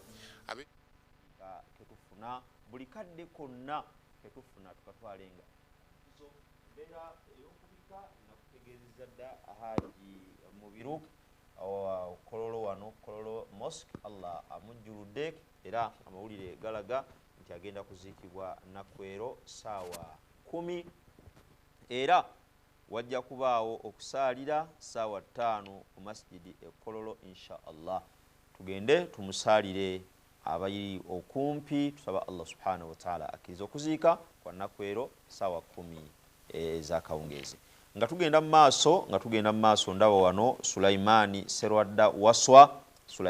Serwadda Waswa awaddeyo omutwalo gwe era mujjeekaawo sebo Sheikh Muhammad Kamu Walukoba 2000 aziwaddeyo Allah tusaba akirize byetuwaddeyo naawe atannaba kubanga ojja tukomyewo n'akakuba kagenze kasammukamu tubeere nga tuwaayo ku nsonga y'abantu beeruka. Nagambye nti ezimu ku key factors, key issues zetulina okuba nga twesibako mu kaseera kano ke tulimu aka Ramadani kwongera kulaga nti la'allakum tattaqun. Allah kyayogerako nti perhaps you attain piety oba oliawo ne mumutya Allah nti ddala kituufu oli mu bantu ssaawa zino abakakasa nti osobola kuleka mulimu mulungi kugenda ng'ogulabye era ng'oguwulidde okujjako lwoba tofunye mukisa gubeerako. naye ebbanga lyomalanga kwoli la'allakum tattaqun nga twakava mu ramadani nkusuubiza abafunye payati obukkiriza obwe twogerako awo tosobola gaana kuwaayo okujjako nga tofunye bufunye kyansi n'olwekyo ennamba ezo nga bw'oziraba kkiriza lwana nnyo obeere nga obaako kyoteekayo nanti tageti yaffe yakufuna abantu 2 nga batuwa omutwalo sofa shekhe ayagambye tulina tunoonya 180 mu bameka 188 biidhinillahi taala gwewaayo omutwalo gwawaddeyo 5 tukujjako abantu 5 oba ozitoye nnyo insha allahu taala. Sebo shekhe kankusabe oyongere odde obeeko byotusomesa. Alhamdulillah wassalatu wassalamu ala ashrafil anbiya'i wal mursalin Muhammad bin Abdullah sallallahu alayhi wa sallam wa ala alihi wa sahbihi ajma'in. Rabbi shrah li sadri wa yassir li amri wahlul 'uqdatan min lisani yafqahu qawli. Twebaza Allah subhanahu wa ta'ala nyini buyinza oyo Allah yatuyishiza mu kasizoni yako. Sizoni zijja ziddingana kasizoni ko kadde kanjawulo nti tetuyinza faanagana nga etubadde mu Ramadan. Tetuyinza kuba ko kali kasizoni kakulafuubana nnyo ekigenze wala. Naye kasizoni ako ketubaddemu kaba ssomero. Essomero eritutendeka tunaawangaala tutya. Olwaleero wootunuulira amasomero tisomero kimwe entendekedde omwana wange tiwo mutwala mu ssomero stages ez'enjawulo bamutendeka ti omuntu alina okukuba ekikalu ekyo bakubirangako ekibooko naye olwayo olaba omuntu akubye ekikalu nga kyamukuliramu nga Sebuseka Mustafa wootera osiba ekikalu nti ku ssomero wategeera kye bagamba tikikuwangaaliddemu nti omuntu akeera ku makya n'asenya amanyu n'akuba engatto tayambala ngatto nga weeri. Olwaleero nga agula akeera ku mulimu n'omulaba nga ali very smart nga we yawangaalanga ku ssomero naye ng'akedde nnyo ku makya nnyo kati ekyo kibaamutendeka ku ssomero gwe mwezi gwa Ramadani guno nti mwezi gwa Ramadani guno inna hadha shahra la madrasa mwezi ogwo liba ssomero eritutendeka tuyina kuwangaala tutya tuyina kweyisa tutya mu nsi era abatendekeddwa ne bawangula ne batambulira ku ekyo paka Allah wabajjuludde nga bafunye essomero nga bafunye essomo abo nno beeba okuwangula wa'budu rabbaka hatta ya'tiyaka al-yaqin. Muganda wange sinza Allah mwesinze hatta ya'tiyaka al-yaqin okutuusa ekiseera we kinaatuuka nga Allah subhanahu wa ta'ala akujjulidde. Tuli ku nsonga nti maadha ba'da Ramadan, omuntu akola ki oluvannyuma lwa Ramadan? Ne kano katukayiseewo ti omwezi guno gwe twayingiddemu oluvannyuma lw'omwezi gwa Ramadan twayingidde omwezi ogwa Shawwal, guba mwezi gwa 10 ku kalenda y'Obusiraamu, tuba mwezi gwa 10. Kitegeeza nti kalenda y'Obusiraamu tusigazaayo emyezi 2 egijjudde omwaka gugweko. Omwezi guno gwe twayingiddemu ogwa Shawwal nagwo Nabbi sallallahu alayhi wa sallam yatusomesa n'atulaga nti mu mwezi guno omala osiba Ramadan, okusiba kuba tekuweddeeyo. Tekitegeeza nti ebyokusiba biwedde ti olina kulinda Ramadan ajja naga ne mu guno omwezi mulimu ennaku ze tusiiba. Era abazitandise fa alhamdulillah, abatazitandise bikhulafaati almas'ala nti nze sijja kugiranga Saturday nabo Allah alhamdulillah kikulu kasita ozisiiba. Nabbi yatugaa nti man swama ramadanan wa atba'ahu 6 min shawwalin, kasita osiiba Ramadani n'ogoberezaako ennaku z'omukaaga. Ennaku ez'omukaaga mu mwezi guno gwe twayingidde olwa ennaku z'omwezi 2 yagamba fadhalika siyamu dahar, ekyo nno kizitowa kyenkanankana ng'omuntu asiibye omwaka mulamba. So wetwogera nti maadha ba'da Ramadan, kiki ogenda okuzzaako ng'omaze okusiiba ekyo kisobola kibuusa maaso okibategeeza abalabi baffe da'wa eno nti omalo siba atosiba mu emyezi ennaku 6 gwabanjibwa noga nti analyamu ennaku 5 nosoko sibe 5 ne zivaawo nogattako guno 6 noguddinganyaawo obali bwanga asibye omwaka mulamba kitegeeza omalo siba zine 6 n'oli emmere yo mwaka n'ogumala kongo ya empeera zo zizitowa ng'asiibye omwaka mulamba. So eyo ensonga nayo tugiddingane tugigoberere. Ensonga endala mudawamatu dhikri okwogera ku Allah tekukoma mu Ramadan. Allah yagaa fadhkuruni adhkurukum banga yonna yogera ku Allah. Allah naye ensonga zaziguse banga yonna omuntu yogera ku Allah fadhkuruni adhkurukum washkuruli wala takfuruni.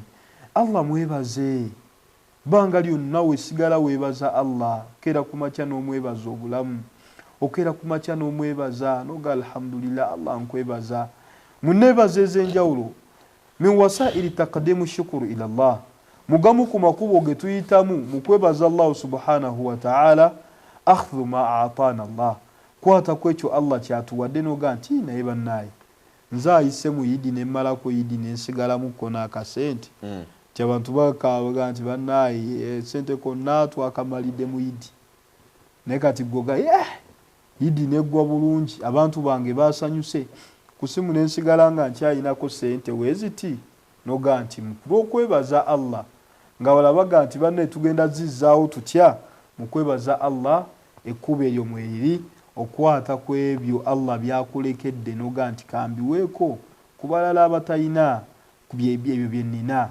antasaa fi hawaiji akhika okwetaba mukuyambako ku baganda babalala kwetaba mukuyambako humanity embeera y'obuntu okwetaba mukuyambako ganti bannaye naika neetabe katakwi neetaba mukuzimba amazzi kale nange kachimbalweko maaso ga Allah nti neetaba mukuzimba amazzi katakwi neeruka nayo neetabye mukuzimba ya amazzi somero neneta ni mukuzimba isomero mukuzimba inyumba ya Allah subhanahu wa ta'ala.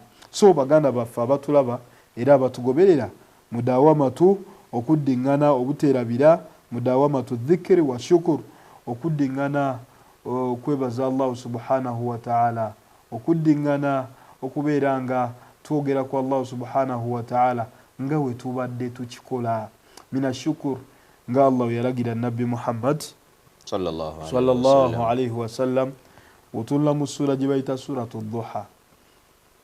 Allah chiyasembyawo ng'alagira nabbi Muhammad sallallahu alayhi wa sallama oluvannyuma lw'okumujjukiza biki ebyo byamukoledde ne byamuwadde mu bulamu kuba yali anakuwadde nga goga yidi kati eweddi ntandikiddewo akasente konna nkemazeeko nsanyusizza abaana kati naye yali aweddemu essuubi afunye ebizibu ebyenjawulo. Allah namuga totya wala sawfa yu'tika rabbuka fatarullah byoyagala Allah agenda bikuwa byoyayanira okufuna ogenda bifuna wala sawfa yu'tika rabbuka fatarullah naye yajja amujjukiza alam yajidika yatiman fa'awa tewali mulekwa n'enkuula bangi mumu abatulaba wayingira e Kampala ng'oli wekka toyina wa luganda lo mama yafa taata yafa musitomanyiwo muganda wo oyina bakuza bakukuza baganda ba kitaawo naye nga toyina muganda gwe wazaalwa naye nojja n'otandika edduniya n'etambula kasente Allah n'akakuwa kati tewali mu mbeera weetyo Allah ng'amujjukiza bwe yali amaliriza yamugamba nti naawe obulamu obulimu wawajadaka ailan fa aghna wali mwavu wali toyina kyoyina kubamu akafaananya emyaka 10 emabega Mustafa w'emyaka 10 emabega nga talina yadde akagaali mu dduniya olwaleero ng'alina entambula nga yeevuga naga kati neevuga ngenze ku sho. Mustafa w'emyaka 10 emabega nga talina mukyala gyali ne bebi gyali. Mustafa w'emyaka 10 emabega ng'omugamba nti oyinamu omutwalo ng'oyinza ogumunoonyamu nga togulabamu Nenga wao nga sinamu.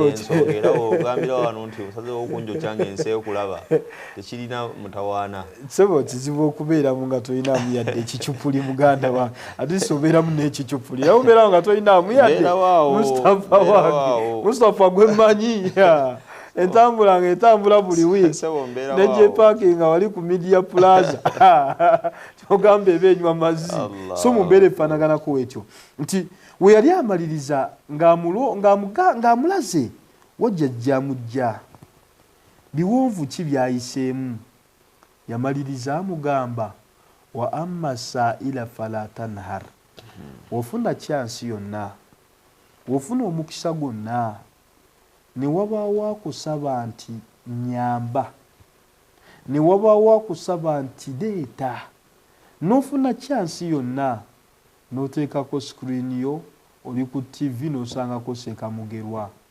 ng'akugamba nti bannaaye tuli ku nsonga y'eruuka waayo ku lw'abantu abali eruuka gwe Allah mu kyalo yakugjayo nga olaba mukama waffe alina famire yakyazitoya ennyo waluuka plastic muluuka gye yali naye Allah yamugjayo namuleeta n'agira mu kibuga kyonna kati noga nti mu plastic luuka plastic yanjawulo kati Allah nga we yamugjayo naawe nga gye yakugjayo nagye yakujja noga baddu betwalekeyo mu byalo bo obulamu bwabwe bufaanagana butya babukulaze ku screen yawo agura atero abali eri mugundi batero teekawo ku mbeera y'abantu ne bakulaga ebisulo bye basulamu ne bakulaga engeri gye bawangala ne bakulaga endya gye balyamu ne bakulaga abaana we basomera ab'essomero ne bakulaga ng'emikuyege zirumyerumye ebizimbe bye basomeramu binaatera bakuba kugwira baana abo noga Allah yanjijjayo eyo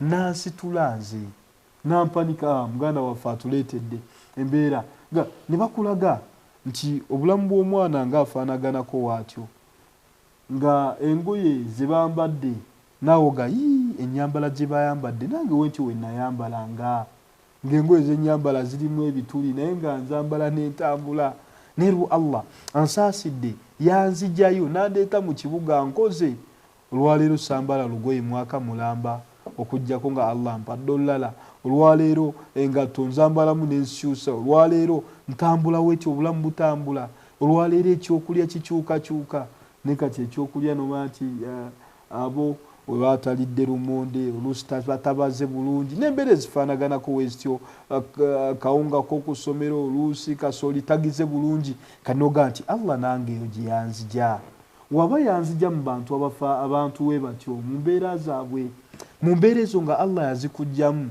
n'akusitula n'abaako waakuteeka ga nti abo abakyali mu bulamu obwo bwe nalimu nange kanneerekereza omutwalo gwa ssente nguweyo lillahi subhanahu wa ta'ala kyagambye nabbi wa amma sa'ila Muhammad nga wenkulaze gye nakujja wali mulekwa n'enkuula wali mwavu n'enkuwa obugagga n'ogaggawala kaakati nga we nabikuwa naawe obulamu we nabukyusa naawe kyusa obulamu bw'abalala kati naawe muganda wange atulaba atugoberera naawe kekana akaseera okyuse obulamu bw'abaganda baabo abalala bwe balimu bwe bawangaliramu banabe ku mazzi agatukula obulungi banywe ku mazzi agatukula obulungi basomere masomero agalabika obulungi balye ku ndya enjawulo nga gwe gy'olyamu biidhinihi subhanahu wa ta'ala. Mustafa yaleese tageti y'abantu 200. Tageti etulakidde.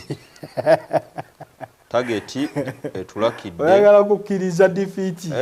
Zikiriza mangu olw'ensonga nti tulina endowooza nti baganda baffe akakuba kano kalina engeri gye kabayingiddemu ne babanga tebasobodde oba oliawo kubanga batugoberera ku makya agaleero naye nga kitalo nnyo ekya Hajji Abdu Mubiru yakazibwako erya posta.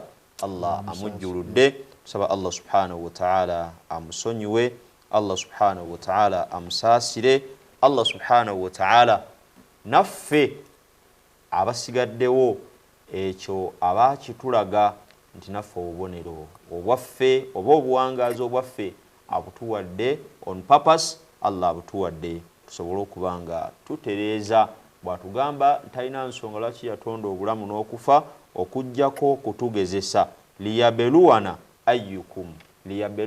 ayyuna ahsanu amala, agendera kutugezesa ani kuffe anasinga okubeera nga alongoosa. Haji Abdu Mubiru agenda kusaalira wali Kololo ku masjidi Kololo ku ssaawa 5 abeere nga ayolekezebwa ennakwero gyagenda okuba nga aziikibwa ku ssaawa 10 biidhinillahi taala. Ofunamu kyakuyiga ki? Allah subhanahu wa taala laba immediately after Ramadan, laba Allah subhanahu wa taala naawe bujja kuba bwe bati, bujja kuba bwe butyo ng'oba oli awo bakubika. Tulina kwerwanako tulongoose naddala okusigala nga bwe tubadde mu mwezi ogw'ekitiibwa Ramadan. Sebo ow'omutwalo ogumu mu 1000 wunaze Muhammad Yamani Nsubuga agambye nti nange omutwalo ogumu mu 1000 nguwaddeyo. Tulwane no tukutuleyo 2. Tage kiwebe tulakidi. Ku 2. Osetinze etya kati. Ku 2. Otujjaka 2.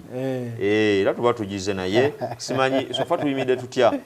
Kati ku 2 abigo gagenda kuwera. Wasigadde ko mekowera oweza 2. Jassa abantu 8 kati ojja kwenda baba 7. Abantu 7 kati kamfuna abantu 7 nga bampa omutwalo mbere nga Sheikh mujja kumpewo 0777 eyo ye namba koba okozesa obeere nga owaayo biidhinihi subhana nga Allah subhanahu wa ta'ala tumwegayirira ebigendererwa byaffe bibeere ebyo kumwegayirira Allah abeere nga akkiriza Allah atukomezewo Ramadan, Allah akkirize bitumusaba Allah subhanahu wa ta'ala okumulaga nti tusinza ye wabula si Ramadan. Abakuba Ramadani wallahi ntasobola kusasula muntu mpeera. Ramadani Allah ne bw'anaamutondamu ekitonde aga nti buli yasinzanga Ramadan, buli yawangayo, buli yasaalanga ng'osaala lwa Ramadan genda eri Ramadan wuli akuwa empeera. Allahu akbar. Kajja kuba kaseera kazibu, kajja kuba kaseera ka mutawaana. Idoro Kemis Adams awaddeyo naye 10. Tusaba Allah subhanahu wa ta'ala akkirize byetuwaddeyo. Allah subhanahu wa ta'ala ayanukule edduwa zaffe. Ebbanga lyonna tubeere nga tulemerako okubeera nga tukola ebirungi kubanga Allah subhanahu wa ta'ala yatugamba nti wama yulaqaha illa alladhina sabaru wama yulaqaha illa dhu hadhin adhim.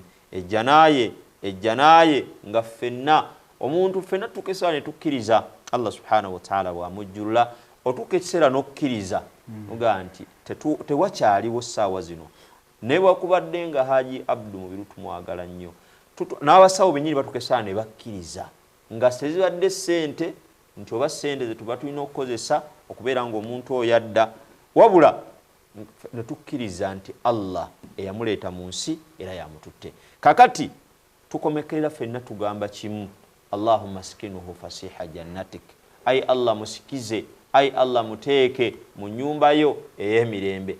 Ennyumba eyo ya mirimu, ennyumba eyo yakubanga tugikolerera. So bw'otalwana gikolerera kati ng'okyayina obusobozi. Ate ekyewuunyisa Sheikhe abafaayo okugamba nti bagikolerere nga bakyayina obusobozi, ate era baba n'abantu tebagamba nti babataddewo nabo basobola okukola ki nga awaladun salih yad'u lahu w'omwana omulongoofu nga ne waaba agenze asigala asobola okusigalawo n'abanga asabira omuddo oyo. N'olwekyo baako kyokola, baako kyowaayo nga tunaatera okuba nga tukusiibula 07077575 oba machanti star 185 star 9 hash. Sindika bw'omaliriza awo bakubuuza merchant ID teeka mwana mu 3 42 9 8 9. Bw'omaliriza okugissaamu awo, bw'omala okugissaamu bakubuuze sente ziteekemu sente ziteekemu, bw'ovaawo obeere nga oteekamu pini. Nze wano obubaka nja kuba mbulaba ngera bwendabye nti Sara nabadda awaddeyo olusanvu lwe tusaba Allah subhanahu wa ta'ala mchala Sara nabadda Allah subhanahu wa ta'ala akirize Firdausi nanyiti naye awaddeyo 12,000 barakallahu fikum Firdaus Allah subhanahu wa ta'ala akuwe ejjaneeyo nga erinyalyo tusaba Allah subhanahu wa ta'ala akirize shekhe obubaka obusembayo obwe ne dua jonatuwa tuberenga tuvaawo insha Allah ta'ala baganda banga batugoberera Allah tuongera omwebaza namwe bebaza okubanga temuva ku timbe zaffe zino ez'emirembe NBS Salam enungi Sanyuka TV next media platforms zonna nga muzigoberera tuli ku nsonga nti maadha baada Ramadan omuntu asaanyi kuwangaala atya ekisibo kiweddeko kyekiddirira kyekigenda okuddakaawo ng'ekisibo kimaze okuggwa almudawamatu ala al-infaq fi sabilillah omuntu okuddingana okuwaayo mu kkubo lya Allah wali tubadde tuwaayo mufutaali ng'ofuna empeera ku muntu gw'osiibuludde naye tekikoma mu Ramadani ne wano kiddingana n'ogenda maaso n'okuyamba n'okuwaayo al-istimrar ala tawba wal istighfar tuyina era au okuddingana okubeera nga twenenyeza Allah tubadde mwezi oguyitibwa shaharu tawba omwezi ogw'okwenenyeza Allah naye tawba tekoma mu Ramadani muka tawba egenderera akaseera esigalawo eri kubanga tuli batonde abakola ensobi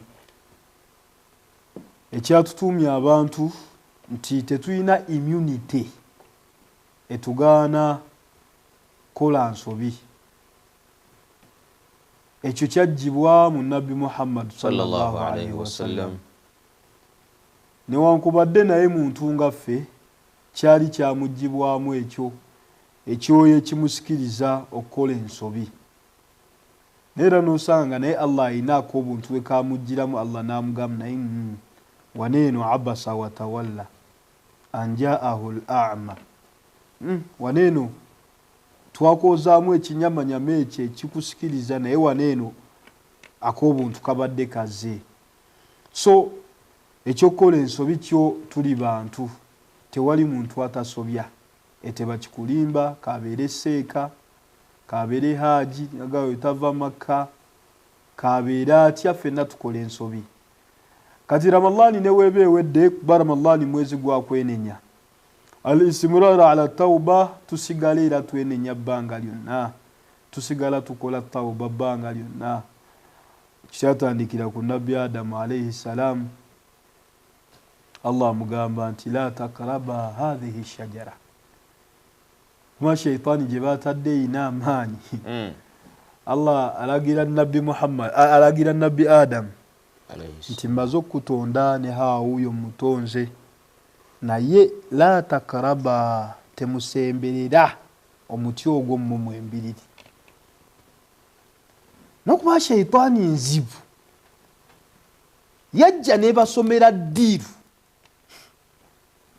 ne bagaana emmwe mukimanyi nti Allah tabaagaliza tunulira shaytani egamba Adamu abatonze nti Allah tabaagaliza nga mumanyi lima mana'akum Allahu an tilka shajara lwaki olowooza Allah abaganye omuti ogwo lwaki abaganye okulya ekibala ku muti ogwo nemuwa ensonga esooka nemugamba nti la shajaratun khuldi omuti ogwo kasita ogulyako ekibala kyagwo oba ogenda kubeera mu bulamu paka oba togenda kufa tubira shaytani jukira kati bagisumuludde lya butaala ana baneeno badde bagira dda banywera dda kati Adam ninga shajaratun khuldi nagaye ekyokulala mulkin la tabla tikasolya ku kibala ekyo oba ogenda bba mufuzi oba Allah byagenda okuwa tebigenda kuggwako bufuzi obutaggwawo Allah byagenda okuwa mu byengera tebigenda kuggwawo ne mugamba ensonga ey'okusatu kasitolya ku kibala ekyo Allah agenda kufuula malayika aba agenda kufuula malayika ne woba otunuddemu Sheikh ku nsonga zino essatu obutafa nti walyako tagenda kufa n'okufuuka malayika n'ekyokubeera nga Allah waba amuwadde byamuwadde tebigenda kuggwawo olowooza ku byonna ki ekyasinga osikiriza Adamu ne Hawa butafa wallahi teri atatya kabuli teri atatya kabuli kumaya kabuli teri atagitya ne waba mulalu nayimirira mu kkubo okulaba nti eddalu liva ku bantu ng'oli mmotoka n'olinya akaliro izo bugaga akasajja kabadde kanzise ne waba mulalu ekyaki waya zaavaako naye kabuli naye abagitya wadde omulalu so mu mbeera eyo Adamu ga wendya wano wenda beerawo paka teri kufa n'amaliriza nga agulidde omuti ogwo ekyo ne kiba nga kyatutambulirako bbanga lyonna ti shaitaani eno weeteebwa weeti naffe eba egenda tusikiriza okukola oba okuseereramu ng'abantu kati tawuba kitegeeza tegenda kukoma mu Ramadan kyengambye al istimrar okuddiŋŋana ala tawuba wal istighfar ne istighfar tuziddiŋŋane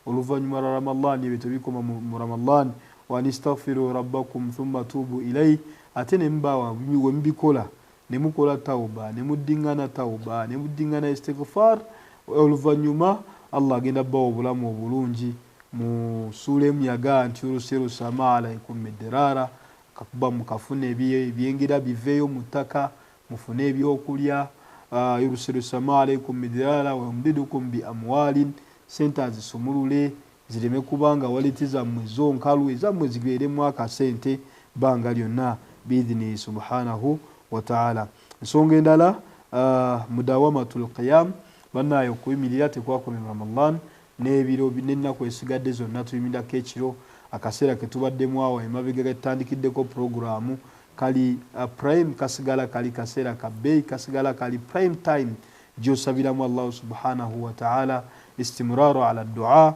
okusaba Allah tekukoma mu kisiibo mukka wabula tuddiŋŋana okusaba eri obwetaavu bwaffe naye twabawo solution ne tugamba mu kusaba Allah okwanukula okusaba kwaffe okulembeza atawasul bilamali saliha okusinziira ku mulimu omulungi ng'ogw'okusaddaaka guno okusinziira ku saddaakayo n'osabirako Allah noga Allah wange omutwalo gwange guno nguwaayo ku lulwo ebiri gyange gino ngiwaayo Allah n'empaayo ebiri gyange gino nange nsaba Allah ommalire kino okugenda mu maaso n'okusaba Allah la yantahi dua fi Ramadan okusaba Allah tekukoma mu kisiibo wabula kuddiŋŋana baganda bange abalungi biidhini subhanahu wa ta'ala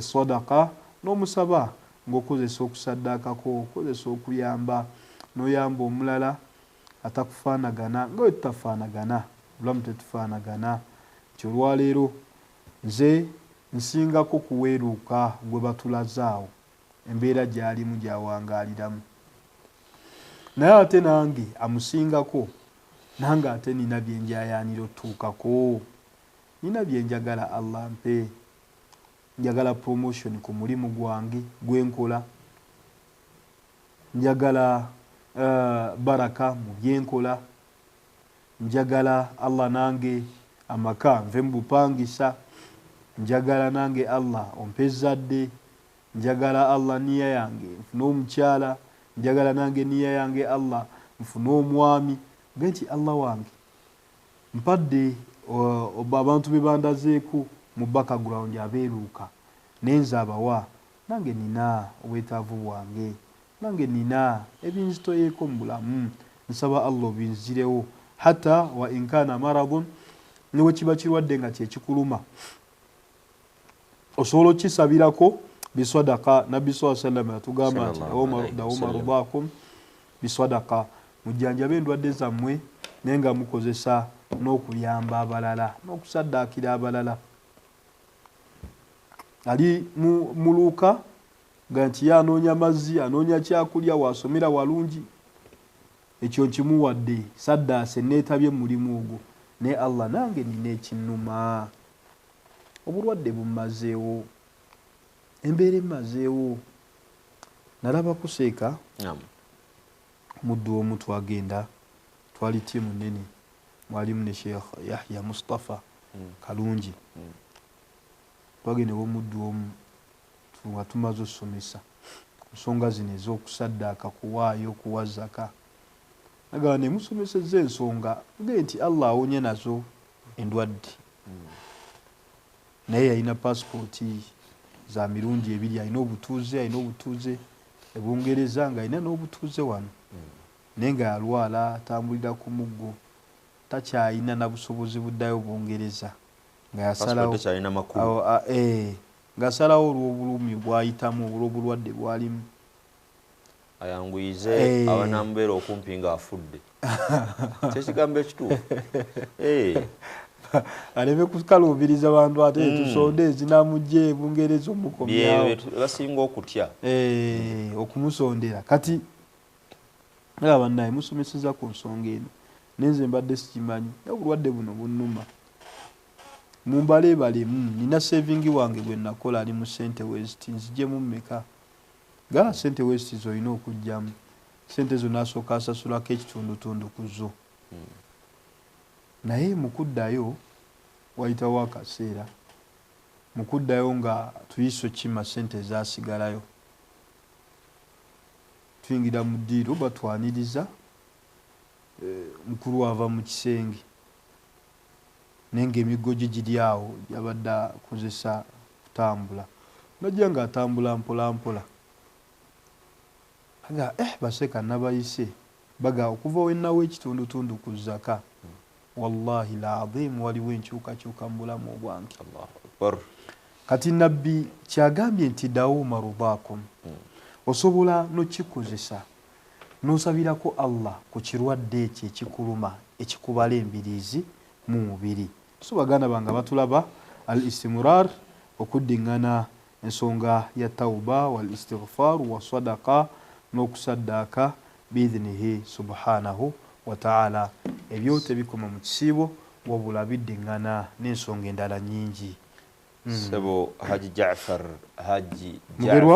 Mugerwa owerinnya twali wano n'atukuba enkikwe luli n'asooka aweereza emitwalo oba gyali 2 namala n'agataka yasooka aweereza 5 namala n'agataka wa 2 n'ayingira 7 wadoloza muwejjere twali wano sebo twali ne Imam Kasozi era wano Haji Jaafar simu wejjere musajja ddala namugulirawo n'akawunti bweba ngombo tugamba musajja ali gumite musajja ddala era sebo wano wuuno awaddeyo emitwalo awaddeyo wano emitwalo 3 sebo Allah musiimi Allah akirize era twali wano ne Imam Kasozi ne gundi ne bajulira na Abdul Salam ne bajulira ne bagamba nti Ajjafa ali Mugerwa si wa Ramadhani wallahi si wa Ramadhani banga lyonna nasho wali jenkola eberawo ku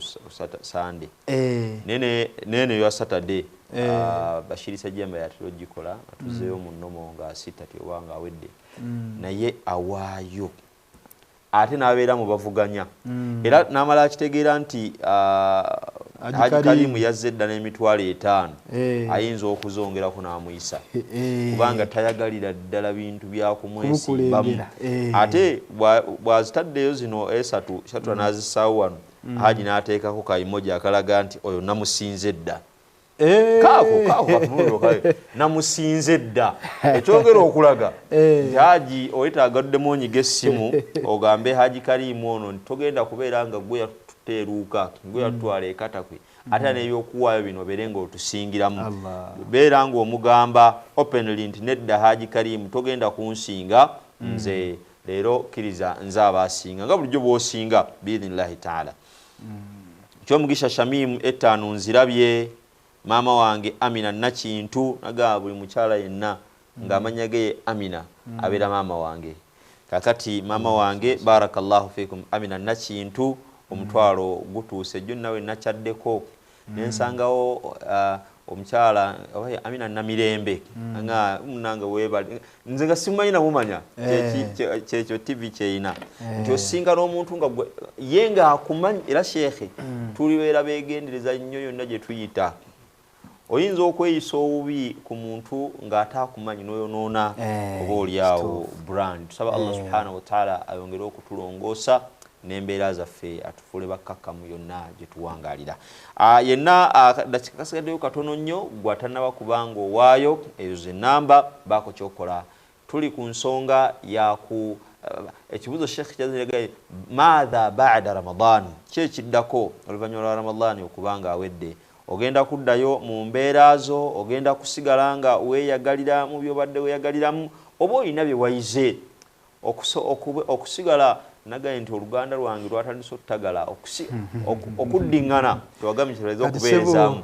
Fenno yagala tusindika tugende tuwase embalala. Ebigambo bintagalako butagala kigambo okubeerezaamu mpulira nga kya Luganda naye nkyogerera ate mbagala baga ssebo olusi Luganda okubeerezaamu emirimu emirungi okuddiŋŋana emirimu emirungi lwe Luganda ndowooza. Okusigala nga bwe twabadde okusigala ng'owaayo okusigala ng'osoma ku Qur'ani gisome mpola mpola oli obadde osoma kumalako mu mwezi ogimaleko kati soma mpola mpola. This day shouldn't go nga tolivayizinze ku Qur'an okuwaayo. For us we shall continue appealing to you mugabannaye muweeyo kubanga obwetaavu mu Salaam Charity tebusobola kuggwayo.